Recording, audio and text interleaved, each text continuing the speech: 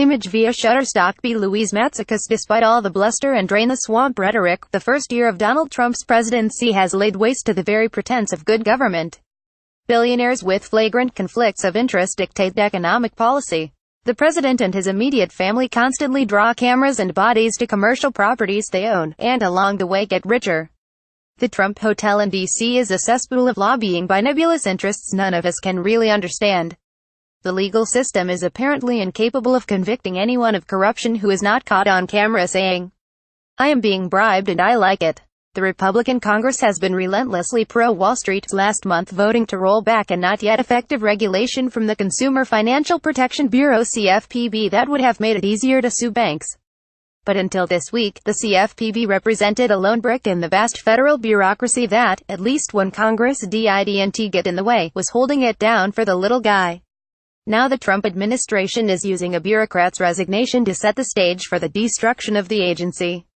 And they might get away with it. After a financial crisis precipitated in no small part by a toxic mortgage boom gone bust, legislators, at least on the Democratic side, were determined to set up a watchdog with some real muscle behind it. The brainchild of Elizabeth Warren, who before she was a senator and the butt of Trump's racist jokes was a consumer advocate and Harvard law professor, the CFPB was empowered by the 2010 Dodd-Frank financial reform law with issuing rules aka regulations governing a wide variety of financial products. The CFPB can impose legally binding restrictions on everything from mortgages to payday loans to debit cards. It can also fine offenders, ban bad practices, and dish out relief to wronged consumers. Thanks in part to a 5-year term for the agency's director, its work was relatively apolitical, its staff insulated from the whims of lobbyists or political fundraisers. So even after Trump took office and worked to dismantle agencies hated by small government conservatives like the EPA, the president couldn't fire CFPB Director Richard Cordray. The Bureau kept on trucking. Last month, it finalized a rule designed to help to protect low-income people from predatory payday lenders. Then, last Friday, Cordray stepped down, probably to run for governor of Ohio next year. On his way out the door, he named his chief of staff Leandra English, a longtime civil servant who by all accounts is deeply committed to the agency's mission, as deputy director, with the expectation she would fill in as acting director. Not long after, Trump named Mick Mulvaney, the director of the Office of Management and Budget, who as a congressman called the CFPB a sick joke, to be its acting director. That gave both English and Mulvaney a plausible claim that they should run the place. Neither is backing down. English filed a lawsuit over the weekend seeking a restraining order to prevent Mulvaney from taking over, but that process didn't play out in time to prevent the Republican with donuts in tow from setting up camp at the CFPB offices Monday.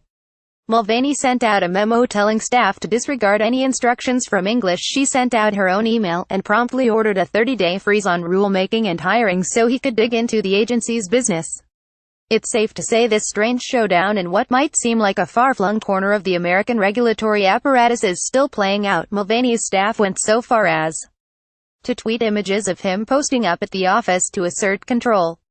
But the stakes are high, and couldn't be more clear how much predatory behavior will we tolerate by businesses in modern society. We live in the financial system all of the time, and we are incredibly dependent on it, and incredibly vulnerable to abuses and unfair practices, said Lisa Donner, executive director of the pro-regulation group Americans for Financial Reform.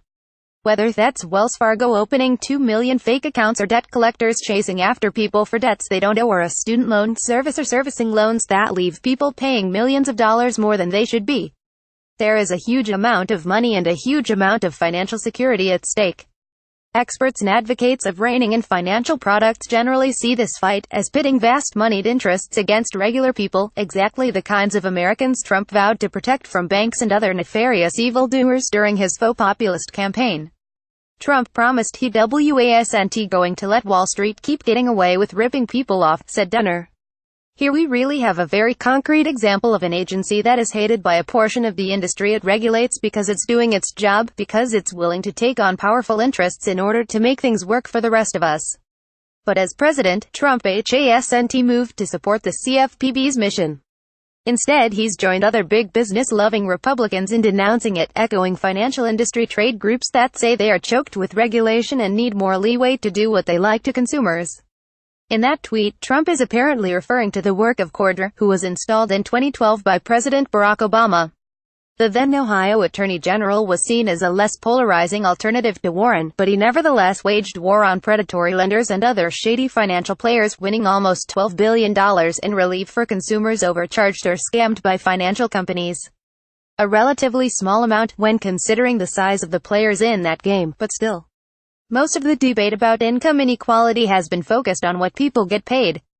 But really bad things happen to low-income Americans after they get paid, said Brad Miller, the former North Carolina congressman who was an architect of the CFPB in the House of Representatives in 2010.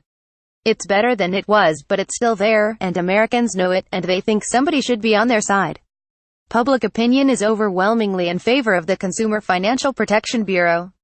Now out of Congress and his work faced destruction from afar, Miller was especially concerned about Mulvaney's past donors, which, as he noted, include check cashers, payday lenders, all of the most odious bottom feeders in the American economy.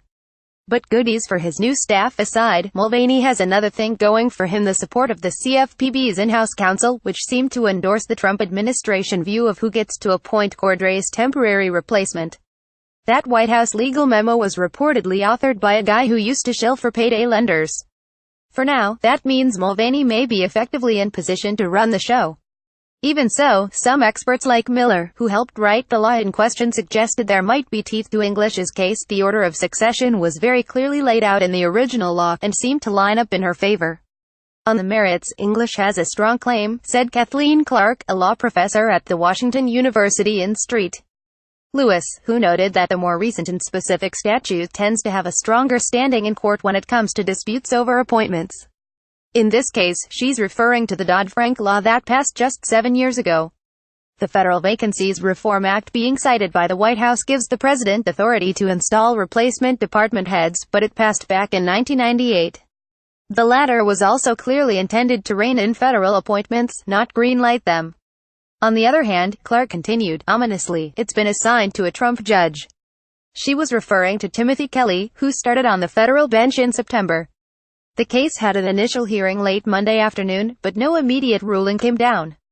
And some observers expected Trump to get a long-term replacement for Cordray confirmed by the Senate before the case was decided, effectively rendering the legal unlikability via donuts fight moot.